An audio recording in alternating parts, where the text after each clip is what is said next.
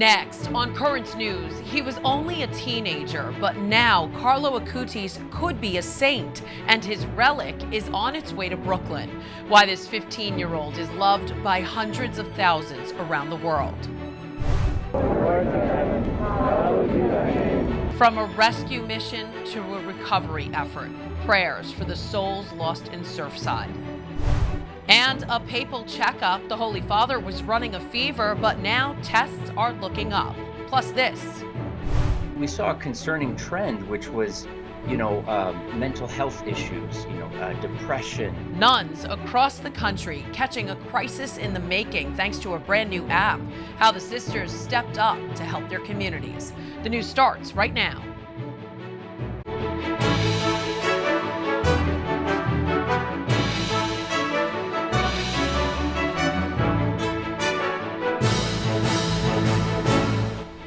Good evening, I'm Christine Persichetti. He's set to become the first millennial saint, and one of his relics is about to arrive in Brooklyn. Carlo Acutis, the 15-year-old tech whiz, is quickly becoming one of the most popular names in the Catholic Church. Cards News' Jessica Easthope has his short but amazing story.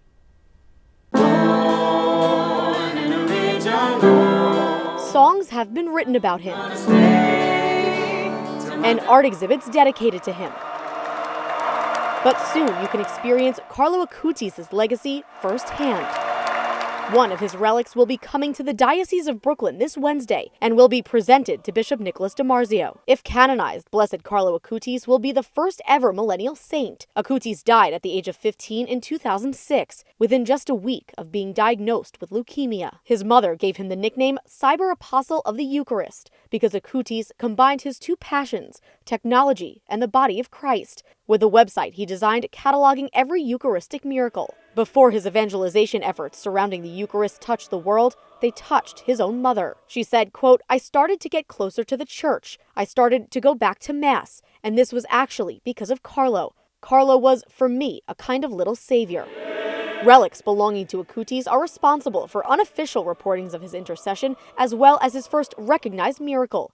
A 4-year-old Brazilian boy with a rare disorder kissed a piece of a t-shirt Acutis wore and was miraculously healed. It's hard not to be inspired. It's hard not to feel like, okay, how do I become a better Catholic compared to this young man? How do I get there? Hundreds of thousands viewed his beatification mass live last October, and more than 41,000 people went to venerate his body when it was on display in Assisi. Now a relic is coming to the Diocese of Brooklyn's more than 1.5 million Catholics. With the arrival of the relic, devotion to Acutis and prayers for his canonization may soon multiply. Maybe the miracle he needs is waiting in the Diocese of Brooklyn. Jessica Easthope, Currents News. Be sure to stay connected to Currents News and the tablet for the latest information on where and when you can venerate Carlo Acutis' relic. Turning now to the fight for life in Washington, D.C. U.S. bishops are encouraging Catholics to take the pro-life battle to Capitol Hill. President Biden's proposed budget omits the Hyde Amendment, a measure that prevents your taxpayer dollars from going towards abortions. The Bishop of Brooklyn, Nicholas DiMarzio, wants Catholics in his diocese to reach out to their lawmakers and demand the amendment be preserved. Senator Hyde had this put in, and it's withstood the ravages of time and different administrations, that no taxpayer money would go to fund abortions. We can't stop abortions completely, but it's unfair to say that we're going to take taxpayer money where people don't agree with it to use it to destroy life. Because the Hyde Amendment was never made into law, it must be re-upped every year with various spending bills. Without it, abortions across the country could significantly increase, and you would be footing the bill. Archbishop Joseph Naumann, chairman of the USCCB Pro-Life Committee, is calling on Congress to reject the proposal, asking politicians to work on a budget that truly builds up the common good for all. Before the president's announcement, I spoke with the Archbishop about why the big push to get rid of the Hyde Amendment is happening now. You know, there's a shift that's happened in the abortion debate, and I trace it back actually to the Affordable Care Act, where there was an effort to define abortion as health care. And that was a very, very tragic effort on their part. And once you define it as health care, they're no longer, if people are paying attention, they're not talking about choice anymore. They're talking about imposing abortion on everyone. Everyone has to cooperate. If it's true healthcare, but it's not healthcare. Healthcare doesn't destroy life. Healthcare doesn't harm the child and the woman. And so but that's, I think, where it stems from, this effort now to say, not that abortion should be tolerated, it should be permitted, but now they want to coerce everybody to be part of it. Yeah, and now the USCCB is urging Catholics to sign a petition. Tell us about the petition and what you hope it will accomplish. Yeah, so the viewers can go to it's notaxpayerabortion.com to sign the petition, and if they do that, then they'll also be sent action alerts on how they can reach out to their individual congressman or woman. And that's what's really important, that the people of Congress need to hear about this. All of the polling data shows that most Americans, even most that might even identify as pro-choice, don't support taxpayer-funded abortion. Research has proven that the Hyde Amendment saves lives. I want to read some of the numbers to you. It has proven to reduce abortion anywhere from 18 to 50% on average. Over 2.4 million children are believed to be alive today because of the amendment. It also saves women's lives, as you said. After it went into effect, abortion complications for women have gone down. So what do you think those numbers will look like if the Hyde Amendment is not saved? Well, I think the numbers will go up, and what's even more tragic, Christine, is that they'll go up in ethnic communities, and where, for instance, African American children are aborted at a much higher percentage than their percentage in the population. I think the same will happen with Hispanics, and it's really unfair for the government to support abortion, but not to provide support for women to carry their child to term. So really quickly, what's your message to people at home who are watching? What makes it dangerous is the Speaker of the House supports this. The President, even though he had historically supported the Hyde Amendment during the campaign to gain support within his own party, he dropped that. So our defense, our only defense is to get our people in Congress, and the Senate will be very critical in this to try to stop it. That was Archbishop Joseph Naumann, chairman of the USCCB's Pro-Life Committee. And now, grave news out of Miami. Teams redirecting their efforts from rescue to recovery. This decision was not an easy one, as our hearts still hoped to find survivors. Sadness at Surfside as the memorial wall becomes a place of mourning for families.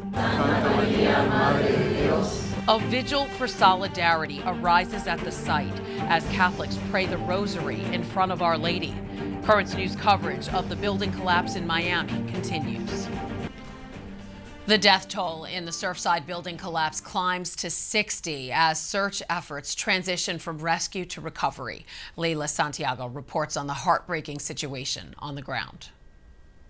After 14 tireless days, the search and rescue effort in Surfside shifting to a search and recovery effort. This decision was not an easy one, as our hearts still hoped to find survivors. A moment of silence held by rescue teams before the transition. We made the extremely difficult decision to transition from Operation Search and Rescue to recovery.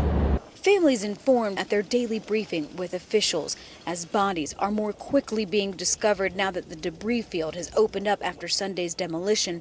Officials say it is the right time to make the transition. Families being assured the recovery effort will not slow down. The only thing that changes is just the term. Resources are still there. The men and women are still there. Our first responders have truly searched that pile every single day since the collapse, as if they're searching for their own loved ones.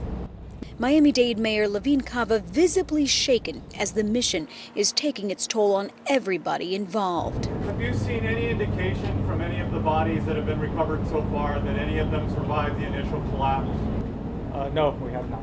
The building's collapse has raised questions about whether other seaside residential structures in Miami-Dade could be at risk. 40 of them have already been inspected, only one found with a structural deficiency.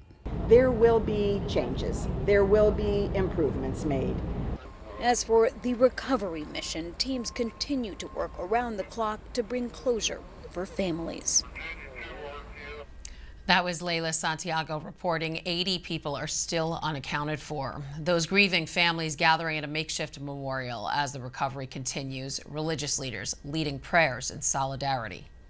Our Father, who art in heaven, hallowed be thy name. Thy kingdom come, thy will be done. Prayers of solace at the ever-growing Hope and Memorial Wall. The mayor of Surfside expressing hope that it becomes permanent in honor of those lost.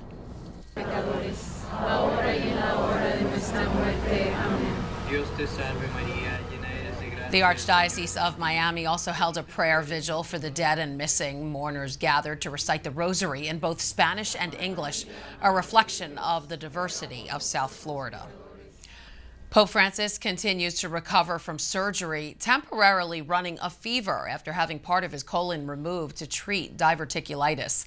Thursday, doctors performed chest and abdomen scans to rule out any chance of infection, the Vatican confirming they all came back negative. The pontiff continues to eat and move around unassisted. He even sent greetings to other patients in the hospital, expressing his closeness to all those who are sick. Pope Francis also sent his condolences to the people of Haiti, expressing sadness at, quote, the heinous assassination of the country's president. Following the killing of President Jovenel Moïse and the wounding of his wife Martine on Wednesday, the Holy Father is condemning all forms of violence as a means of resolving conflicts.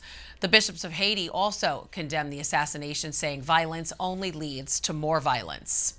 Responding to the situation in Haiti, Brooklyn Bishop Nicholas DiMarzio and Auxiliary Bishop Emeritus Guy Sansaric released a joint statement saying, we join with the many Haitian American Catholics who call our diocese in Brooklyn and Queens home in praying that calm and peace will win out during this distressing time.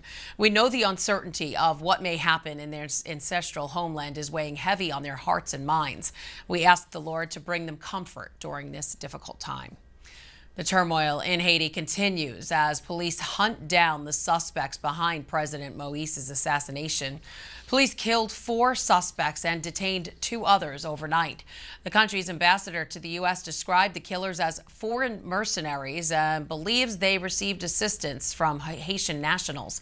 The president's body was riddled with bullets following a raid on his private residence in the nation's capital of Port-au-Prince early Wednesday.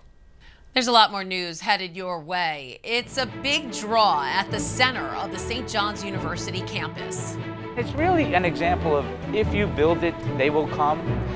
Why students flock to this church. Plus, 2 churches targeted by vandals, how one didn't waste any time fixing the damage. And why we're celebrating a saint who's beloved in the Diocese of Brooklyn. There are now some big changes to the tablet website. You can get personalized access to the Catholic news you value. Sign up for free at thetablet.org.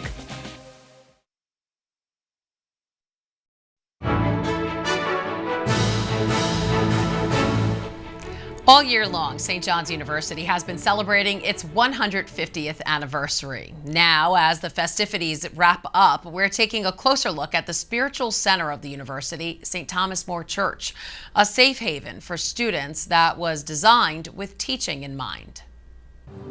At the heart of who we are as an educational institution is also being a Catholic institution.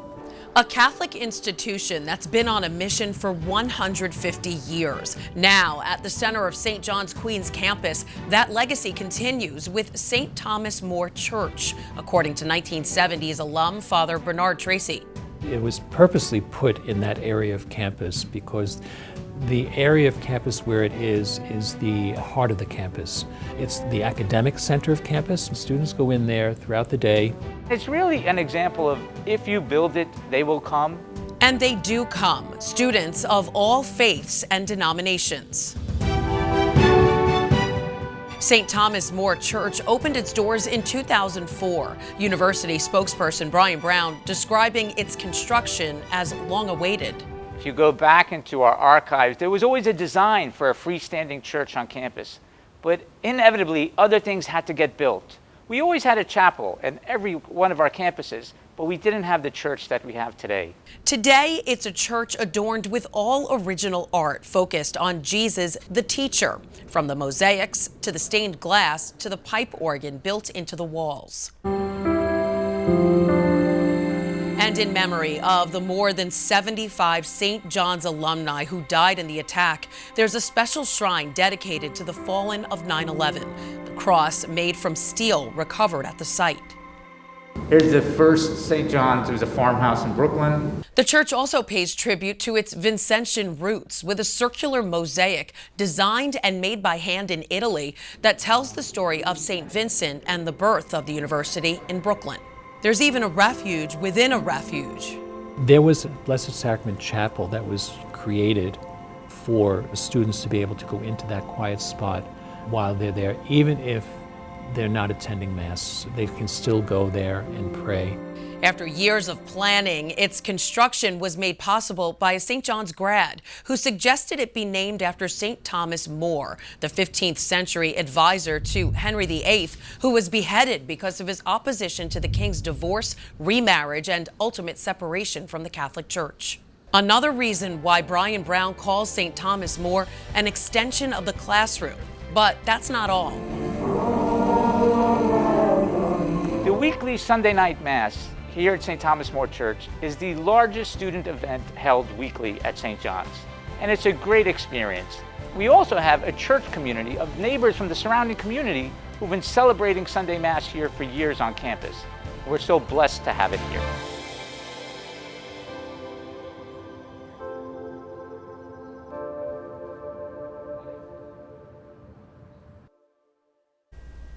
Pope John Paul II named St. Thomas More the patron saint of political leaders in 2000, a very relevant choice for these politically charged times. It was a quick turnaround after vandals defaced a long-revered statue of Jesus at a North Carolina church over the weekend. Staff at St. Lawrence Basilica were shocked Sunday morning when they discovered their 7-foot-tall statue of the Sacred Heart of Jesus covered in red paint. But thanks to the quick thinking of the parish's property manager and a fresh coat of paint, the statue was restored to its full beauty in time for the Basilica's noon Mass. A 25-year-old man who climbed onto the roof of a California church and set fire to a cross is now under arrest. The man, dressed in only shorts and no shoes, can be seen on top of St. Mary's Catholic Church in Los Angeles. Witnesses say he attempted to push the church's cross off the roof before setting it on fire. The incident lasted several hours as the suspect evaded police by jumping from rooftop to rooftop. Over in Canada, Indigenous leaders are calling for attacks on churches to stop. This after 5 Catholic churches in Canada have burned to the ground since June. The arson attacks follow the discovery of hundreds of unmarked graves at the sites of former residential schools overseen by the Catholic Church. Indigenous leaders are condemning the attacks, calling them counterproductive.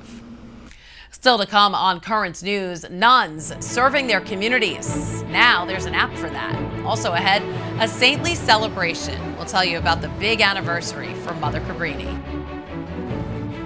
Do you have a story idea or want to share a tip? Email us at newstips@desalesmedia.org or call our 24-hour number, 718-517-3122. We'll be right back.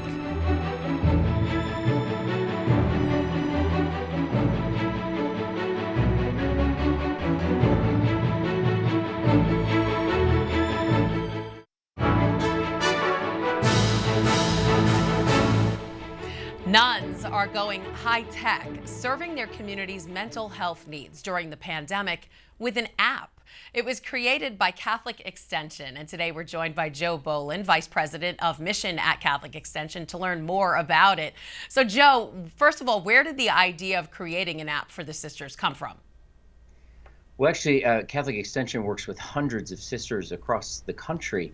in supporting their ministry, often in very poor and under-resourced communities. And we wanted to develop a technological tool to help demonstrate to our donors the ways in which sisters have impact and the profound impact that they have in their communities. And so to measure that, we created an app that was downloaded on the sisters' phones that they could log some of this information. It could come back to us, and we could develop a statistical profile of the ways in which sisters have impact in their communities and how they reach people in need. Wow, that's great. It seems like this was a game changer during the pandemic. The nuns documenting their interactions. They actually showed an emerging trend, growing mental health needs in their community. So what kind of issues are they seeing?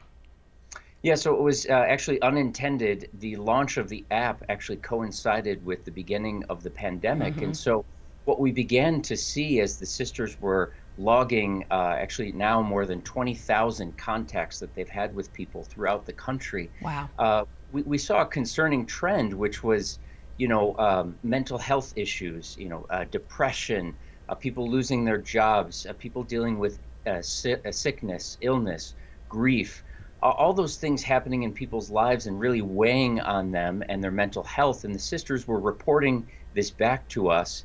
And it helped us realize how much our communities and the communities that these sisters are serving have really been suffering this past year.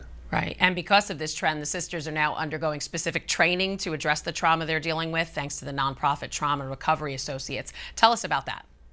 That's right. So the sisters want to do everything that they can in their power to be of help to these people. And of course, they themselves are not trained psychologists, but there's a wonderful group that we have partnered with for many years based in the Diocese of Kalamazoo, Michigan, called Trauma Recovery Associates. And they have developed tools specifically for pastoral leaders like the sisters who aren't necessarily trained in psychology, but they give them training and tools to be able to spot the signs of distress in community and to help people develop healthy living skills so that they can better cope with some of the effects of mental health issues that they might be experiencing in their communities. And so the sisters just went through this training, and all of them now have finished it just last month. Wow, technology is amazing. Joe Volin, Vice President of Mission at Catholic Extension. Thanks for being here to tell us about it. Thank you so much for having me. One order of nuns is celebrating a big anniversary. 75 years ago, Mother Cabrini was canonized. The General Superior of the order she founded, the Missionary Sisters of the Sacred Heart of Jesus, says St. Francis Xavier Cabrini is a beacon of hope and life, calling Mother Cabrini a lover of Christ, an entrepreneur, and an advocate for the vulnerable who was a woman beyond her time. And much of her time was spent here in the Diocese of Immigrants. Mother Cabrini devoted her life to helping immigrants in New York City. She founded schools, hospitals, and orphanages. Her work is reflected in many monuments throughout the city, including the memorial in Battery Park, which depicts the saint on a boat with children, a statue in Brooklyn outside of Sacred Hearts of Jesus and Mary in St. Stephen's Parish, where she served, and a mural not too far from the Carroll Gardens Church that celebrates her legacy. And that is Currents News. I'm Christine Persichetti. Thank you for joining us because we are putting your faith in the news. I hope to see you again next time.